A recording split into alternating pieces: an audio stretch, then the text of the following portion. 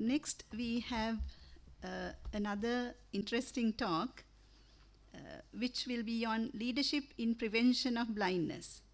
We would like to invite Professor Peter Holland, the CEO of IAPB. IAPB is known as a world-renowned organization in prevention of blindness. So we would like to invite you, Professor Holland, to present your talk to our graduates. Thank you very much for that very kind introduction. I think I'm going to take slightly longer than the 7 seconds, so I'm trying to keep your attention for a bit longer than that. And I feel I'm slightly under false pretensions. I'm not actually myself an ophthalmologist. Oh, yeah. Now you need to be able to hear me, so hopefully you can hear me now. I'm not myself an ophthalmologist, but as you kindly described, I'm Chief Executive of the International Agency for the Prevention of Blindness. And just to explain who we are, we're the Global Alliance for the global eye care sector. We're a membership organisation. We've got members all over the world, more than 250 members in over 100 countries, drawn from non-governmental organisations, universities, hospitals, and the private sector as well. So we cover the whole of the eye care sector. I want to talk a little bit about the context into which your leadership will fit and where you're working, and give some of the global context in terms of that. I think many of the messages around leadership are going to be very similar to the ones that you've already heard. I guess that's a good thing, that we're being consistent in terms of what we're saying. But let me first of all start by just giving a little bit of the context. The challenge we face globally is huge. There are more than 1 billion people around the world who have sight loss, who have vision loss, because they don't have access to the eye care that they need. And you'll know this better than me. For many of them, these are services which are very straightforward. It's access to a pair of glasses, it's access to a cataract operation. But of course, this problem is growing through growth of non-communicable diseases, aging population, and indeed the problems of myopia.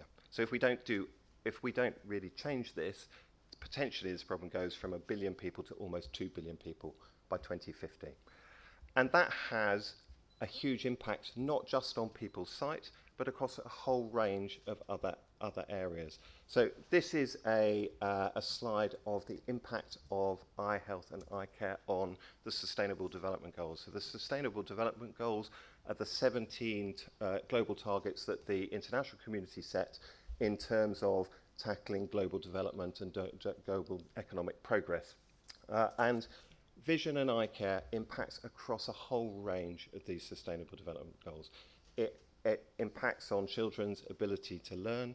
We know that children who don't have access to the eye care that they need will perform about half as well as their peers at school who do and who have good vision. We know, and that has an impact on their future earnings. It means that potentially they lose between 70 and 80% of income compared to their peers who have good vision. It has an impact on people's earning and productivity. Globally, the world loses more than $400 billion a year in terms of lost productivity because people don't have access to the eye care that they need. So it has a huge impact across a whole range of these goals, and it's that impact that I think is really important. It's not just about good eye health, it's actually this wider impact on people's lives and people's futures. So we developed a strategy with the sector to try to address that, and with the goal of eliminating avoidable sight loss by 2030. That's incredibly ambitious, but it aligns with the goals around the Sustainable Development Goals. The Sustainable Development Goals had targets of achieving those goals by 2030. If you're going to do that, you have to have eliminated avoidable sight loss. It won't be possible to achieve those Sustainable Development Goals unless we've eliminated avoidable sight loss. So that's why we set this target. I have to say it is a target that, even though it seems ambitious, is doable because we know what the problems are. It is this access to glasses, access to cataract operations. And the elements in terms of doing that is around elevating eye health as a economic, social and development issue, integrating eye care services into mainstream health services, and then activating demand and raising demand and people's awareness about their eye health needs. We also identified 10 priorities for the sector, and the top priority within that was leadership. And we recognised that leadership was going to be critical if we're going to achieve these goals. And the reason for that was that in 2021, the Lancet Global Commission on Global Eye Health, so I'm going through these slides very quickly, but I presume they will be available to people, and certainly that you're very welcome to have the slides. The Lancet Global Commission on Global Eye Health published a report which was really groundbreaking in terms of looking at the whole issue of global eye health. And one of the issues they identified was that global leadership was not as strong in the eye health sector as we would like it to be. And they identified that while there is really strong project and professional leadership, one of the problems that we had was the links with in terms of leadership across the whole system. So our focus on leadership is looking at how do we address that and how do we improve the quality of leadership across the whole system that means that eye health can have a real impact. And these are the kinds of attributes that we think that leaders are going to need. Now, many of them are those attributes that Professor Verma and Professor Tam have already identified. The first is understanding where does eye health sit in the system, and that's, sorry, could I go back one slide? And understanding, so that's both. So for you, that is where will eye health sit in terms of the hospital? What are the referral patterns? How does that integrate with primary care? And how do you go back out? Just one story from when I first started in IPB. I went to a session about looking at diabetic retinopathy in the Caribbean and work that had been done to try to improve services on diabetic retinopathy. And when they first set the services up, they were struggling to get patients to come in because they were advertising for diabetes patients in the eye clinics. And it was only when they realised that actually by advertising for eye patients in the diabetes clinics that you actually got referrals from for people who had diabetic retinopathy. So you had to go to the diabetes, you had to go to those clinics to actually get the patients that you needed. Just advertising for diabetic patients in eye clinics wasn't actually reaching people who had eye problems as a result of their diabetes. And it's that kind of thinking that you need that we want to encourage in terms of just understanding that the way that eye health impacts with the wider system.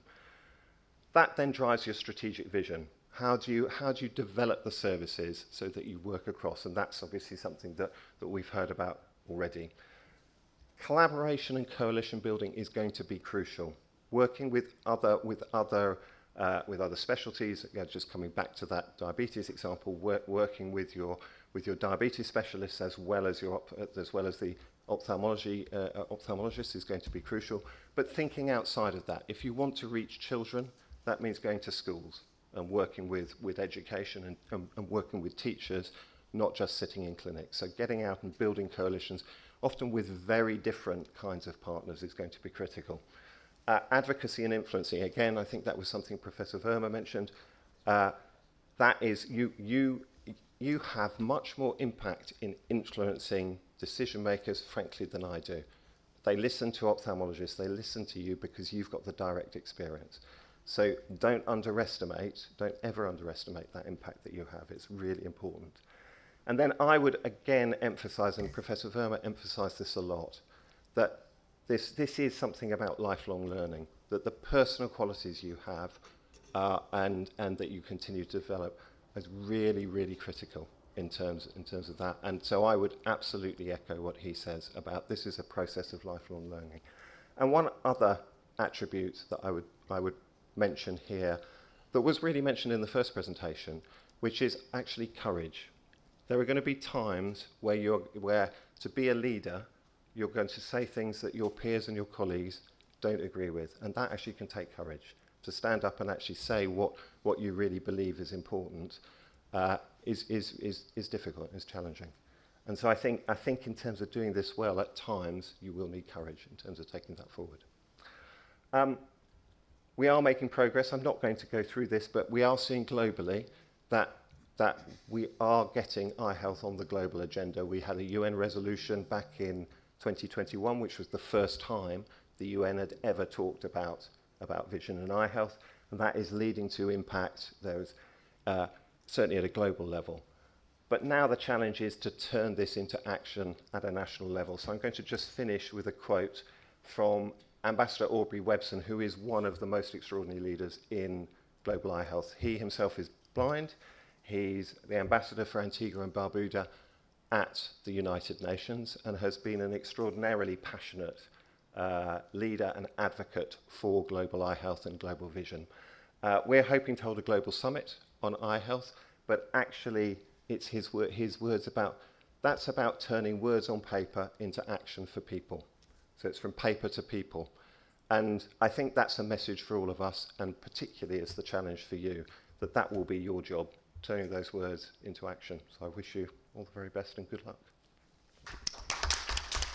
Thank you very much, Mr. Holland, for that excellent talk on prevention of blindness and the way forward. So I'm sure a lot of participants in the audience would take up prevention as well as a segment or an arm in their projects that they are going to do. Thank you very much.